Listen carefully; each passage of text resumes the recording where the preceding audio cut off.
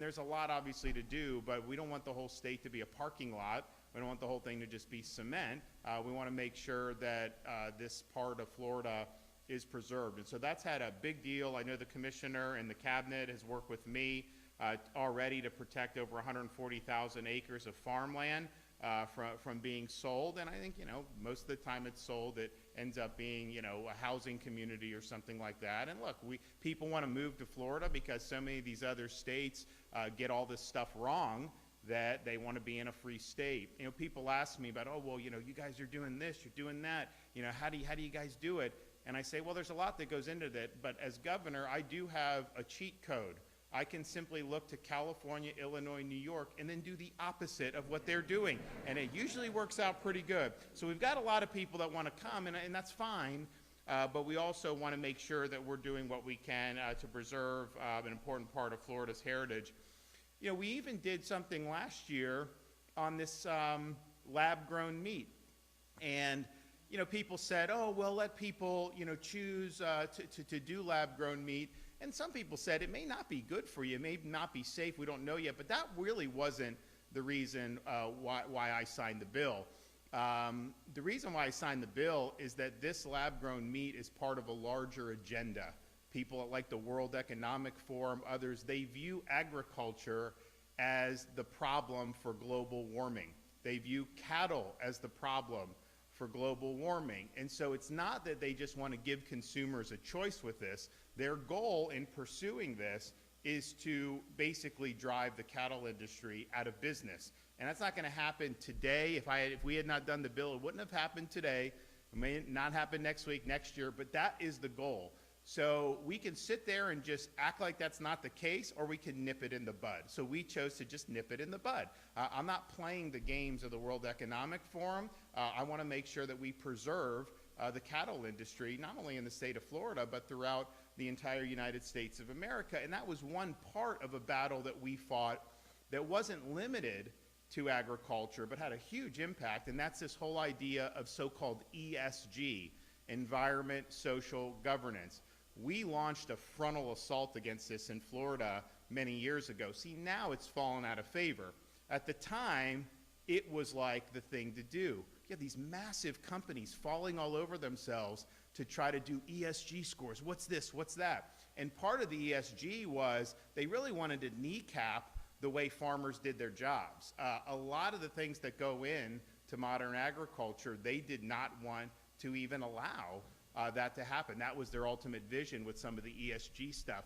And so, it went just beyond agriculture. It went into a whole bunch of other things where big corporate financial institutions had to have like DEI policies. You had to have all this other stuff. And some people said, well, ESG, it's private sector, let them do what they want. The problem is these weren't just business decisions. They were trying to change our society.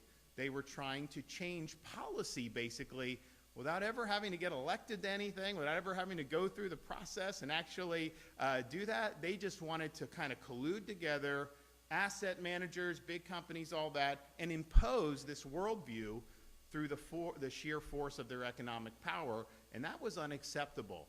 So we stood up against it in our pension fund and all across all avenues that we could. When it really wasn't popular to do so, when we were going up against some pretty powerful institutions. But I can tell you today, the number one reason why you don't hear as much about ESG is because Florida was really the one responsible for killing ESG when we took our stand. In fact, the head of BlackRock was, he was kind of the visionary behind it. And then he was asked like last year, like, whoa, ESG's kind of falling apart. So you got guys like Governor DeSantis, they've made it toxic because they're always out there come criticize. But it's true. We really led the charge on that. That had huge impact for our society, but it definitely had major, major ramifications for our agriculture community. And so I was glad to not only lead those efforts, but have a lot of support for folks in the Florida legislature at the time. And we got it right in Florida, and other states have followed. And now, under the Trump administration, people don't even talk about ESG anymore because the tide has shifted. Another thing we've led on, and some other states are following, but we need more. We also need to see the federal government do something similar, is we passed historic legislation to protect agriculture lands from the encroachment of the Chinese Communist Party. I don't want China owning farmland in the state of Florida or anywhere in the United States for that matter. It's too important to our sustainability as a people, as a country, to allow a hostile Communist Party to take control of this. And when they buy it, it's not going to say the Chinese Communist Party buys this. No, I mean, these are front groups and all this other stuff. And we've done a good job on that legislation to really police that. So we were probably the first state, on all these things, usually we're the first, but if we're not the first, it's like we're like second or third, and it's just because some other states have earlier legislative sessions than we do sometimes. But we were definitely leading the charge on that, and we've done that, and so that is something, and it's not just farmland, that's something that's important. It's by any land near critical infrastructure. Our military bases. Why do we want the Chinese Communist Party to be buying land near our military bases, or utilities and plants, power plants? Of course we don't want to do that. So I'm glad that Florida was able to lead on that. Now it brings us here today. SB 700 is the farm bill for the state of Florida. It does a lot of things that I think a lot of people are really going to be happy about. One, and we've already did an event on this, you've had this debate. And really, Florida's led on this too, partially because our Surgeon General, Dr.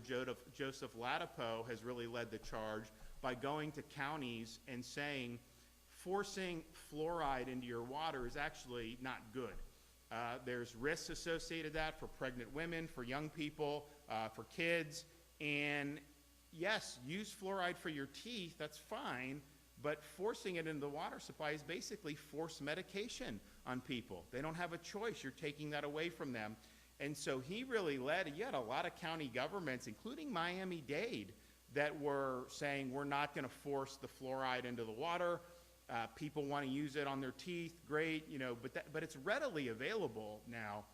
And so that led to this being put in the Farm Bill to say, that local governments cannot engage in this fluoride forced medication. So the counties that did it are great, but now that's going to apply statewide once we sign the bill and it formally goes into effect. And it raises a larger issue about, and I think we saw a lot of this with COVID that we had to fight back against. They had certain views, you should wear a mask when you're outside in 95-degree temperatures. No thank you, but that's what they were saying. They were saying that kids should get a COVID mRNA shot, even though we still don't have data to this day to justify doing that. And so they tried to push a lot of policies on people. And I think what it is I think some of these people, they think that they know better for you than you do for yourself. They think because they have medical training or they have this, that they should just be able to decree how we live our lives. And that proved disastrous during COVID. I mean, a lot of the things they were advocating not only didn't work, they caused a lot of harm. I mean, just think, when we made sure that the schools were open, I got sued by the teachers union saying close the schools. We had all these people, Fauci was saying this is irresponsible and all this stuff. They'd have had these kids locked out for a year and a half. It was up to them. So we fought back against it. And I think this fluoride is a good example, because what they're basically saying is they're ignoring any studies that have shown that there could be issues if you're overexposed to this, particularly for pregnant women and for kids. But they say, well, it's good for your teeth, so we should just force it, and you shouldn't have a choice in that.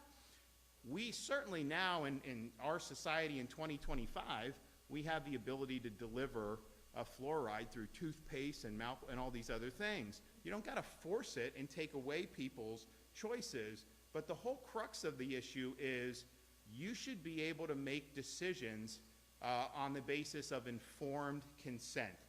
So you should be able to take information, you should be able to talk to folks, your doctor, your friends, your family, whatever, on any of these issues, and then make an honest judgment about what you think's best for you and your family. Forcing this in the water supply is trying to take that away from people who may want to make a different decision rather than to have this in water. And honestly, this is a much bigger issue.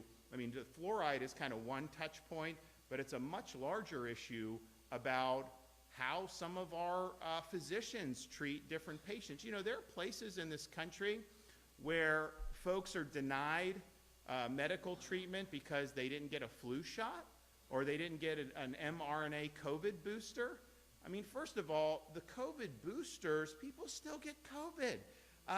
The idea that that is like something that you should have negative consequences because you decide not to is ridiculous. And the flu shot, you know, I was in the Navy, they would force me to take these flu shots. And it's like, honestly, sometimes you have a negative reaction to it, right? And the data on it is not great. It's very underwhelming. And so to say that someone that may need medical attention, that you're not going to treat them because they haven't done this, that is not what informed consent is. That is saying if you don't do what they're telling you to do, you're going to have really serious negative consequences. Well, it's not a free choice at that point. And you even have some pediatricians, they will not take children as patients unless the children get all of these, like the COVID jab. And first of all, CDC put that on the immunization schedule, and we were opposed to it from day one because there wasn't data to support it. We were the first state in the country to recommend against mRNA shots for kids. And people would say, you know, we think it may be harmful for kids. We didn't even need to go into that debate because there was never data showing a benefit to kids. And so if there's no benefit shown through a clinical trial, then how are you even doing this? But that's what it's coming to in this country, where you're penalized for making a choice based on the available information. And I don't think that that's right. I know we extended some of our medical freedom protections this year with some of the legislation that was passed. But honestly, we need to do better in Florida. We need to make sure that parents are able to make choices without suffering consequences for rational decision and choices that they make. But I think this fluoride thing was important. We're leading the way on it. We got kudos from the HHS Secretary, RFK Jr., and I know a lot of people were happy to see that. And I think you're going to see a lot of states that are going to follow suit with that. So we stand for informed consent, and I think that's really, really important. This bill also builds off previous ESG discrimination prohibitions to include protections against discrimination based on certain environmental policies or artificial emission targets. You know, some of this stuff, and obviously it's on the decline with the Trump administration replacing the Biden administration, but it got to the point, you know, we rejected a lot of the Biden highway money, hundreds of millions of dollars, because in order to use it, I had to jump through these DEI hoops and these ESG hoops. They wanted us at the state of Florida to monitor your tailpipe emissions from your vehicles. I ain't doing that. I'm sorry. And so we sent it back to Elon Musk. And Elon is happy to take it. Biden's people, they didn't know how to take it back because no one had ever given up money back. But I think it's really important that we strengthen those ESG protections, and this does do that. And also, for the first time, this bill provides the state with the ability to return solar fields back into agricultural production, which, you know, this solar, look, first of all, I'm not opposed to solar, right? But, like, we shouldn't be doing Green New Deal policies where you're trying to put a thumb on the scale. Environmentally, people act like because there's no carbon emission from a solar panel, there's a lot that goes into producing those panels that they don't want to tell you about. But then what happens? It takes up massive pieces of property. It's not nice to look at, but then it really degrades the property. There's a lot of waste that's created. So I think transitioning some of this stuff back into production, I think that's going to be really, really positive for the state of Florida. And I can tell you, we did an energy bill 2 years ago or I think it was last year, where we basically said in Florida, our energy policy is not to stop global warming, because we can't, I mean, that's ideology. Our policy is about affordability and reliability. And that's important for consumers to have the most affordable options. And if you look, our utility rates in Florida are half of what they are in California. Now, I would like to pay, I think everyone would like to pay less always, but the reality is the states that have done the Green New Deal policies, the costs have gone up. But reliability, you guys have been through, we had Helene, we had Milton, Those further south, we had Ian in 2022. We've had 6 major hurricanes in 7 years in this state. And, you know, we had 10 years where we didn't have any hurricanes, right? And historically, that's the way it goes. You tend to get some, and hopefully we're beyond that, and hopefully we've got a little runway here. But the reality is one of the best things that you can do, apart from the emergency response if anyone's life or safety is in jeopardy, which we do very well at the local level and at the state level working together and have saved a lot of lives. But the best thing you can do is to make sure that the lights are on for everybody. If you get everybody's lights on, then everything else you have to do to recover from a hurricane becomes much simpler and much easier. Well, some of these policies around the country where you have to have a certain amount of solar and wind into the grid, well, what's that lead? It leads to blackouts. That's what it leads to. So Florida's been very reliable, and I'm really excited to do that. So I'm not against if people want to do solar, but I don't think we should subsidize it, and I don't think we should harm traditional energy, and especially Florida. We've had huge decrease in carbon emissions over the last 10 or 15 years, not because of solar, because of natural gas replacing coal. That's been a huge, huge thing, and that's been very, very reliable, so I appreciate it. This bill also strengthens our foreign influence laws by prohibiting charitable organizations from soliciting or receiving funds from hostile foreign countries of concern, and that includes the People's Republic of China, Russia, and Iran and Cuba. So I want to thank them for doing that. So we're happy to be able to do this. I think that you're going to see a lot of positive coming out of this. I know Senator Truenow was instrumental in doing it in the Senate, and I want to recognize him as well as Representatives Tuck and Danny Alvarez in the House for their diligent work delivering policies that hopefully will have a really positive benefit for Floridians now and in the future. And so with that, before we get to signing it, we're going to have some more comments, and so I'd like to invite up, we'll do one at a time. We'll do Simpson, Albritton, and then Jeb Smith, and so we'll start with the Commissioner. Thank you, Governor, and thank you for being here today. This is at least 60 people that we were anticipating being here today. I really appreciate everyone coming and the interest on this bill. It's very important to agriculture, not only agriculture though, but consumers of the state of Florida. And just as a note, this is our 3rd year in a row now we've gotten our Farm Bill signed, so we're very proud of that accomplishment also. And the Governor mentioned it. In the last few years, we've done a lot of things like ban fake meat, ban foreign enemies from buying our ag land. But this year's bill is uniquely, I think, positioned over consumers and agriculture. The fluoride ban the Governor mentioned, we learned all of these things during COVID, what governments are willing to do to our population.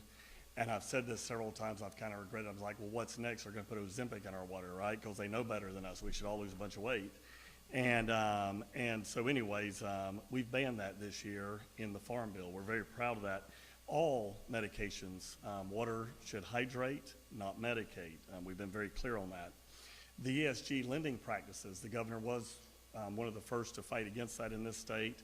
In the legislature, when I served in there, we did many bills fighting these efforts. But we've discovered that in agriculture, they're still in our lending standards.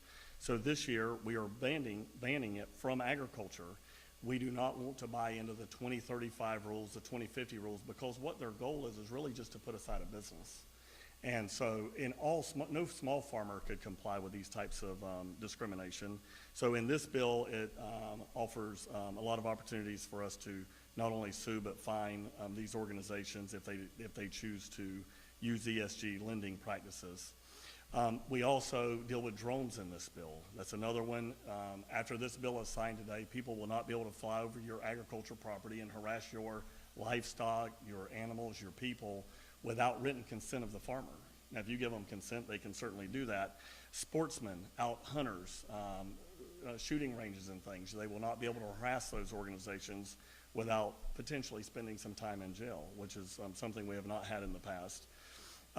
Protects food labeling, right? We have soy milk and almond milk and all of these things and things that they call meat that have nothing to do with milk or meat. If it's not grown on a hoof, you're not going to be able to call it meat. And if it's not out of an udder, you're not going to be able to call it milk. So we're very proud of that in this farm bill. Now, we've banded together. There are going to be multiple states around the country that are going to have to sign this, the Southeastern, to make this official, because we don't want people to have mislabeled food products, and we're not, this bill identifies that. We also protect our Second Amendment rights. A lot of people still get the concealed carry license, even though you're not required to in the free state of Florida. You don't have to get it, but if you do get it, before we had several loopholes that this bill is consolidating, which will make it much quicker for people to receive those permits. And the last thing I really wanted to mention about this, and I'm very proud of this, with our FFA and 4-H students. So when you think about what we've done in the last 3 years for those kids, 3 years ago we did a grant program in the legislature that said, if you're going to participate in the FFA, we will grant the dollars for parents, because a lot of parents wanted to participate, couldn't afford it. We went from 30,000 kids 3 years ago to over 60,000 kids today that are participating in FFA. We're very proud of that.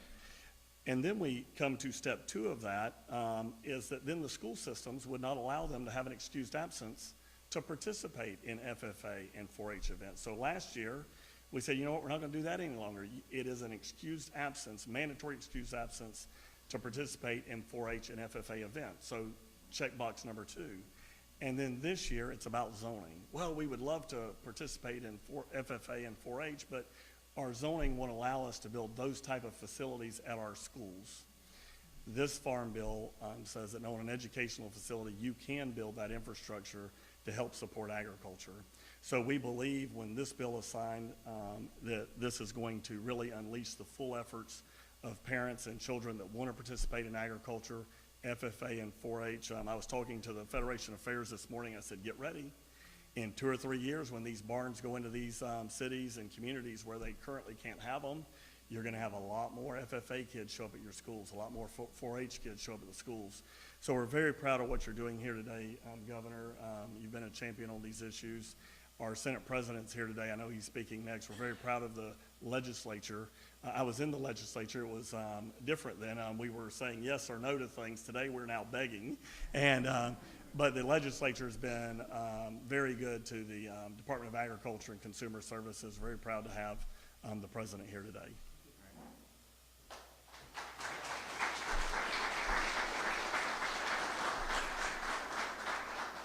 And just before I turn it over to Ben, you know, on this, because Wilton raised this issue of things like soy milk and all this stuff. First of all, I don't do any of that, right? I mean, I do milk and meat, and that's like kind of how I am. And I think a lot of people are like that, but others are not. But I will tell you this, whether it's legit or real or not, the one experiment I know is that there was one day where our kids in second, first, and pre-K, and they were probably even younger then, that they were very hungry, and they asked their mom to please make them macaroni and cheese. The problem is we didn't have any milk in the refrigerator. So the First Lady decided to use the soy milk to make the macaroni and cheese. Let's just say that did not go over well with our kids. And to this day, they still give my wife a little bit of you know what about the fact that she tried to do macaroni and cheese using soy milk. Ben? Very nice. Hello, everyone. So, first of all, I want to thank you, Governor, for your support of Florida agriculture. You've been steadfast in all the efforts that you've brought through, and thank you for that. Commissioner Simpson, thank you very much, not just for your leadership in the agency today, but through the legislature. The list of your accomplishments are very, very long, something you should be proud of for sure. Jeb and Ed, Blaze, Keith, thank you very much for being here. Then I also want to thank you, Wilton, and Governor, for using all of my talking points. That's fantastic. I want to point something out to the people in this room. Yeah, that's true. I want to point something out to the people in this room and anybody that can see us out there through the cameras. The Great Seal of Florida has, in God we trust. That's important, right? God is praiseworthy. I'm thankful to God for everybody in this room. When I look around here, I'm myself, I'm a fourth generation citrus grower, and I look around this room and what I see is I see a lot of folks here that are multi-generation farmers. It is part of the DNA of Florida. The governor mentioned that earlier, but it is absolutely part of the DNA of Florida. It is, quite frankly, I think the best part of Florida whether it was 1 acre or 10 million acres, Florida farmers bring a value that nobody else can bring. The resilience, you used the word resilience, Governor. Florida farmers are resilient. We don't know any better, right? Whether it be a storm or a disease, all we know is how do we get to the next crop? And the great news is back home, most everybody that I spend time with grows something for a living. You can learn a lot from people that go through that exercise every day. And they understand the difficulties, but they also understand the successes and how good it is to be able to sell a steer or harvest a crop and be able to see sometimes years-long efforts produce something good for your family and the communities. So I applaud everybody here that grows something for a living, and anybody that can hear my voice out there. We are thankful to God for you. We are thankful that you are in the fight. The Florida Senate, I can tell you, for various reasons, but we are in the fight to support Florida agriculture. It is very, very important. One piece I will mention that was not part of this, that one piece y'all didn't take. Imagine a hurricane comes through, God forbid, right? And you have your family and you're trying to evacuate, and you are going down the road and you come to a gas station, or you're trying to just get out. Right? You come to a gas station, there's no power, right? Gas is in the tank, it's below the ground, but you can't have access to it.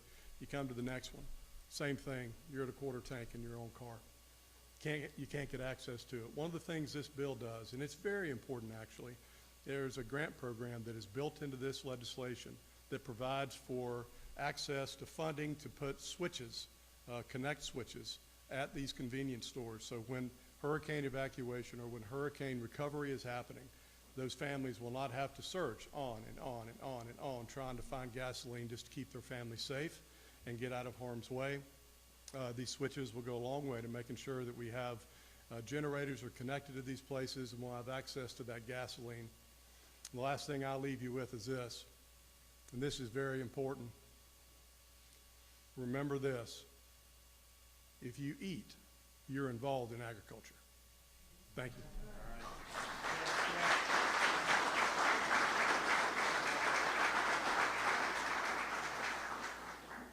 Well, I tell you what, it blesses my heart to see such a large group of folks, and Governor, from all over this state, from ranging in ages and commodities. Thank you all for being here and showing the importance of what this is to Florida agriculture. Give yourselves a round of applause on that. I want to say thank you, Governor DeSantis, for signing this today. Thank you, Commissioner Simpson, for your leadership, and others as well. It is truly an honor to be able to stand alongside leaders who govern, and I will say by upholding our values and by conviction, consistently putting Florida and its people first.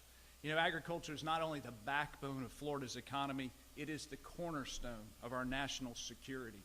You know, from fresh produce on our tables to the fiber and foliage that support countless industries, Florida farmers and ranchers work tirelessly to feed and supply not only our state, but the entire nation.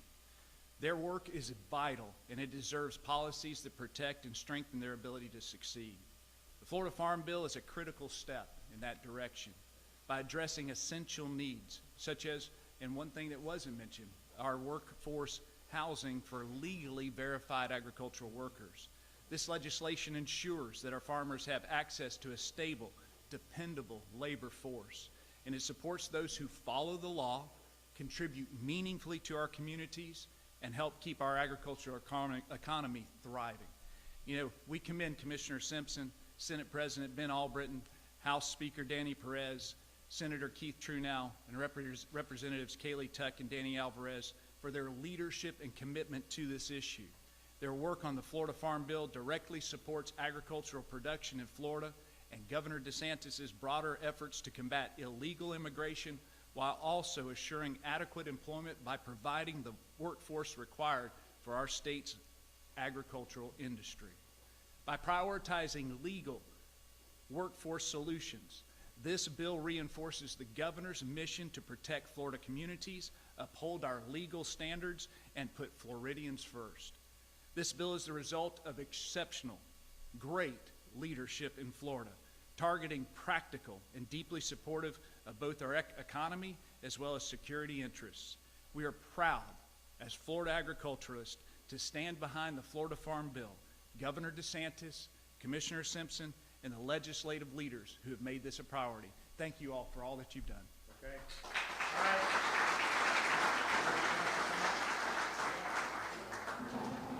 Gather around.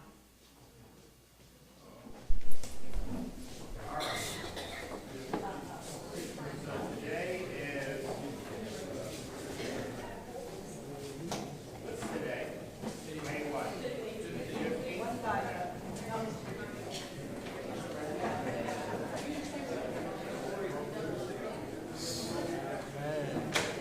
Put your phones down, please. Please. Thank you. Hey guys, if you could put your phones down, please, all the photos will be available.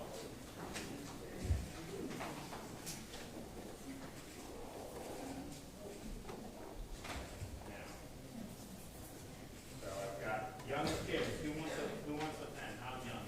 You're maybe young enough for that. You're pretty sure enough you can handle permanent. Anyone else? Any kids out there in the audience? Do we have any more? Anyone want to bring something home for their kids? Okay, there you go.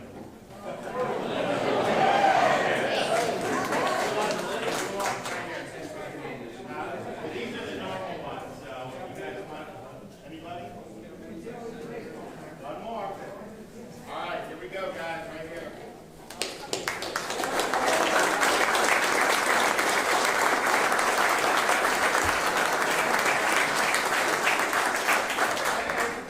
Good deal.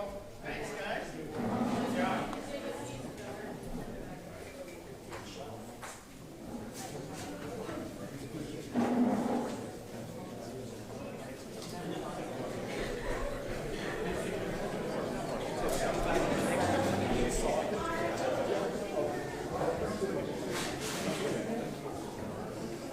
All right, well, good work. I'm glad you got such a great turnout. I want to thank everybody who does a lot of important work for our state. It's an important industry, important for the culture, and I know a lot of folks.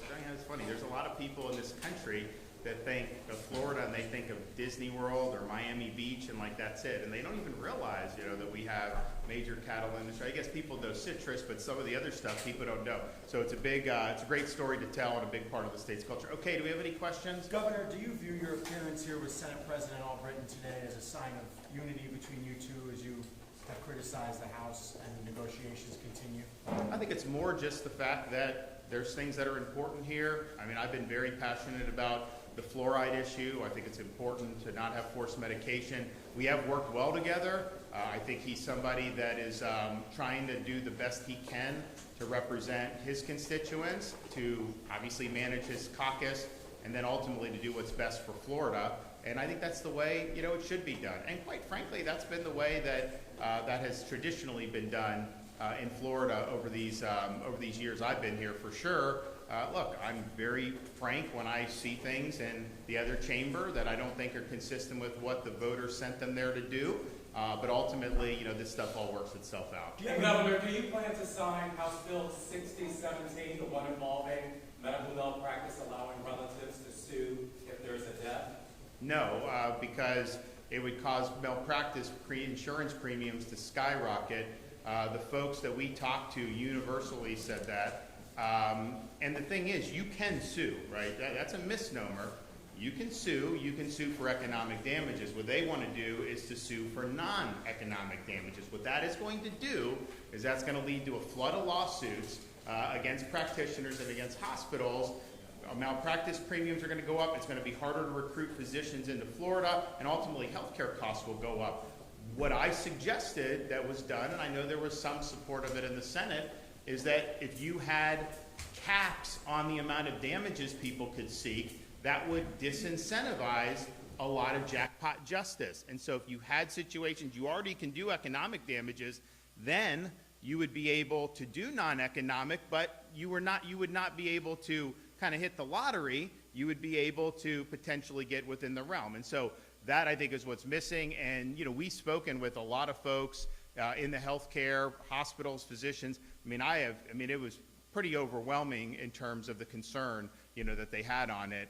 If there were caps on that, then it would probably be something that people would be able to live with. But when Governor Childs signed the reforms back in the early 90s, because this undoes what Governor Childs signed back in the early 90s, we had massive malpractice insurance crisis in Florida, and we still have very high premiums for malpractice insurance.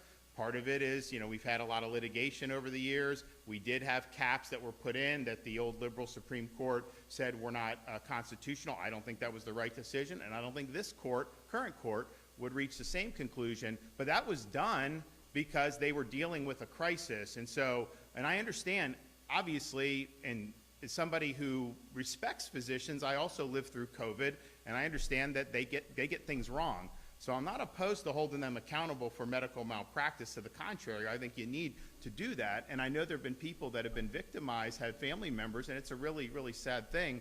But I also know you have to look at the global view. What is it going to do for the overall access to care, prices, the willingness of physicians to come here? And that was very clear to me in speaking with folks. Yes? Do you have a message for the family of Glenn Rogers who's being executed? Do I have a message for the victims' families? Yeah. Well, the victims, part of the frustration of this, I support capital punishment because I think there are some crimes that are just so horrific, the only appropriate punishment is the death penalty. And I know there's some people that disagree with that, and that's fine, but that's my judgment. The problem, though, is that, these folks go through, and it takes forever to be able to do this. And I want to have process, and the courts don't always get it right, and if someone is wrongfully convicted, you want there to be a backstop for sure. But man, the fact that it takes so long, so I think in most of the families that I've spoken to who've lost loved ones at the hands of really brutal killers, there's just always that frustration with waiting. And it's like you never get closure. And so this can't bring their loved ones back, but I think what it can do is at least provide some closure that this whole legal enterprise has come to a conclusion. They don't have to worry about something happening down the line. But it's, when you see these things across your desk, these are brutal, brutal crimes. And I'm not suggesting that, some of the crimes that don't merit the death penalty aren't brutal too, because there's a lot of stuff. But this stuff is just overwhelmingly sadistic. It shocks your conscience. And that's just not the way that a civilized society can function. So part of it is an appropriate punishment. Part of it is it expresses the outrage of the community, because if you do something less than that, then potentially you're sending a signal that, yeah, it's bad, but not as bad as it could have been. No, these are the worst of the worst, and we're very united in doing that. So we have a lot of sympathy for the families that have had to go through these ordeals. It's not easy to lose a loved one. I mean, some of these folks, had brothers, sisters, children, nieces, nephews. I mean, it's really, really bad stuff. So we're working through these cases. We take everything very seriously. It's an obligation I have as governor to oversee it. There have been times when we've had things, and there were some people had questions, but anytime we go forward, I'm convinced that not only was the verdict correct, but that this punishment is absolutely appropriate under the circumstances. Thanks, guys. We'll see ya.